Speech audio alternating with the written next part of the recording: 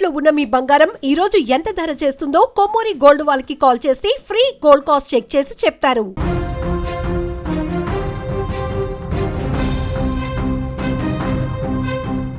పక్కన ఉన్న వాళ్ళు తుమ్మినా దగ్గినా భయపడవలసినటువంటి రోజులు మళ్ళీ వచ్చాయి. తలనొప్పి, ఒళ్ళునొప్పులు, జ్వరం అని చెప్తే అనుమానించాల్సిందే. ఎందుకంటే మళ్ళీ ఈ రక్కసి కరోనా కోరలు చాస్తుంది. ఆంధ్రప్రదేశ్లో కొత్త కరోనా వేరియంట్ ఒమిక్రాన్ RF5 మహమ్మారి వ్యాప్తి చెందుతుంది.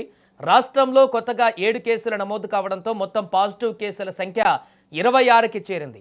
ఇప్పటి వరకు 10 జిల్లాలకు పాకిన ఈ వైరస్ వల్ల 4 ప్రాణాలు కోల్పోయారు. ఇక ఆంధ్రప్రదేశ్లో గత కొన్ని రోజులుగా తగ్గుముఖం పట్టిందనుకున్న కరోనా మళ్ళీ కొత్త వేరియంట్ రూపంలో కలకలం రేపుతోంది. నిన్నటి వరకు ఒంటరిగా ఉన్న కేసులు ఒక్కసారిగా పెరుగుతూ మొత్తం 26కు చేరాయి. తీర ప్రాంతాల నుంచి రాయలసీమ వరకు ఏకంగా 10 జిల్లాలకు ఈ వైరస్ విస్తరించింది. జిల్లాల వారీగా పరిశీలిస్తే వైఎస్ఆర్ కడపలో 8 కేసులు, గుంటూరు జిల్లాలో 6 కేసులు, ఈస్ట్ గోదావరి జిల్లాలో 3 కేసులు, బాపట్ల జిల్లాలో 1, ఏలూరు ఎన్టీఆర్ జిల్లా, పార్వతీపురం మన్యం, పొట్టి శ్రీరాములు నెల్లూరు, విశాఖపట్నంలో ఒక్కో కేసు చొప్పున నమోదయ్యాయి. ప్రస్తుతం 8 మంది ఆసుపత్రుల్లో చికిత్స పొందుతుండగా 4 హోమ్ ఐసోలేషన్లో ఉన్నారు.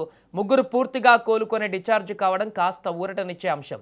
ఇక సేకరించిన బాధితుల శాంపిళ్లను పూణేలోని నేషనల్ ఇన్స్టిట్యూట్ ఆఫ్ వైరాలజీకి పంపగా ఈ కేసులన్నిటికీ కారణం ఒమిక్రాన్ RF5 అని తేలింది.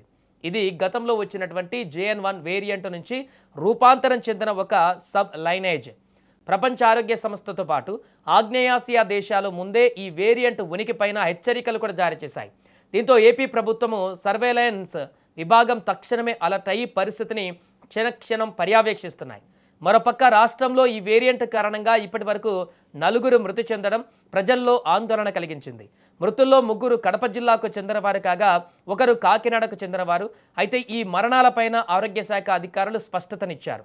మృతి చెందిన 4 కూడా ఇదివరకే హైపర్ టెన్షన్, తీవ్రమైన షుగర్, కిడ్నీ వ్యాధుల వంటి దీర్ఘకాలిక ఆరోగ్య సమస్యలతో బాధపడుతున్నారని తెలిపారు.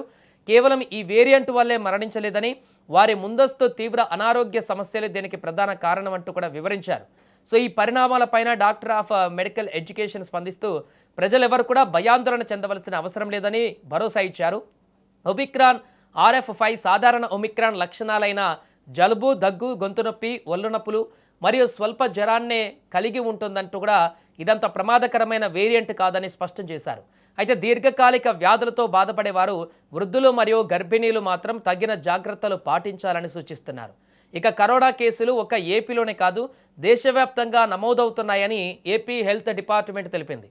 జూలై 1 నుంచి 16వ తేదీ మధ్య మొత్తము 339 కేసులు రిజిస్టర్ అయ్యాయి. కేరళలో 115 కరోనా కేసులు, కర్ణాటకలో 64, మహారాష్ట్రలో 43, తమిళనాడులో 39, ఢిల్లీలో 18, అండమాన్లో 18, రాజస్థాన్లో 12 కేసులతో పాటు మిగతా రాష్ట్రాలలోనూ కరోనా కేసులు నమోదయ్యాయి. సింగపూర్ సహా ఆగ్నేయాసియా దేశాల నుంచి విస్తరించిన ఈ RF5 వేరియంట్ ఇప్పుడు పొరుగు రాష్ట్రాలైన కేరళ, కర్ణాటకతో పాటు ఏపీని కూడా చుట్టేస్తోంది. సాధారణ ఒమిక్రాన్తో పోలిస్తే ఇది ఎక్కువ ప్రాణాంతకం కాదని వైద్యులు చెబుతున్నప్పటికీ దీర్ఘకాలిక వ్యాధులు ఉన్నవారు, వృద్ధులు, శ్వాసకోశ సమస్యలు ఉన్నవారు జాగ్రత్తగా ఉండాలని సూచిస్తున్నారు. మళ్ళీ మాస్కులు ధరించడం, వ్యక్తిగత పరిశుభ్రత పాటించడమే దీనికి సరైన నివారణ మార్గంగా కనిపిస్తోంది. ప్రస్తుతం కరోనా వైరస్ ప్రభావం భారత్లో తక్కువగానే ఉందని, భయపడవలసిన పని లేదని వైద్య శాఖ అధికారులు తెలిపారు.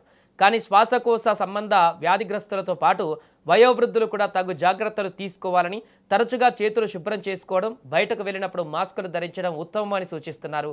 ఈ జాగ్రత్తలతో కరోనాతో వ్యాప్తి తగ్గుతుందని సలహా ఇస్తున్నారు.